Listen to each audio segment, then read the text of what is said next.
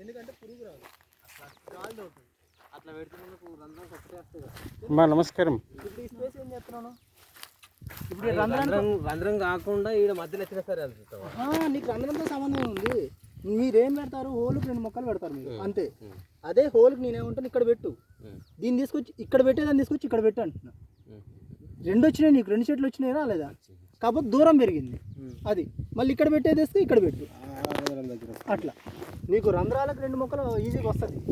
ఇప్పుడు ఏడొకటి ఒకటే ఇట్లా పెడతాడు.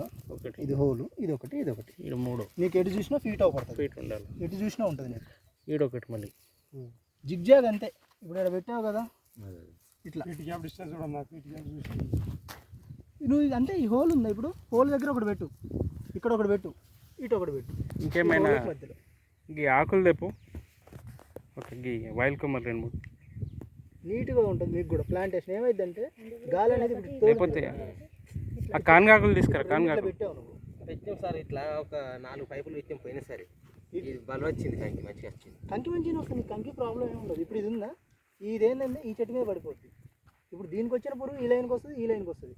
అదే ఇక్కడ ఉందనుకో, ఇది ఇటు పోద్ది, ఇది ఇటు వచ్చేస్తుంది. నీకు పురుగు కూడా తొందర రాదు, నీకు గాలి ఫ్రీగా. ఇప్పుడు ఈ స్పేస్ ఓకేనా సార్? ఇది 3.5 ఉంది, పర్లేదు. ఈ స్పేస్ ఓకే.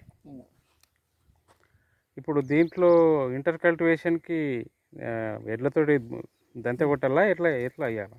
ట్రాక్టర్తో కూడా చేసుకోవచ్చు. ట్రాక్టర్తోటి ఎట్లా చేస్తారు? ఎడ్లతోట మీరు ఎట్లా చేస్తారు? ఎడ్లతోటి చేసుకోవచ్చు, ఇబ్బంది లేదు. ఇప్పుడు ట్రాక్టర్ తోటి చేయాలంటే పాసిబులా? దీంట్లో పాసిబుల్ సార్. వచ్చినాయి కదా సార్, ఇప్పుడు చిన్న ట్రాక్టర్స్ వచ్చినాయి. వాటికి ఏంటంటే మనం ఇప్పుడు కొంతమంది రైతులు ఏం చేస్తున్నారు, 3 ఫీట్ల డ్రిప్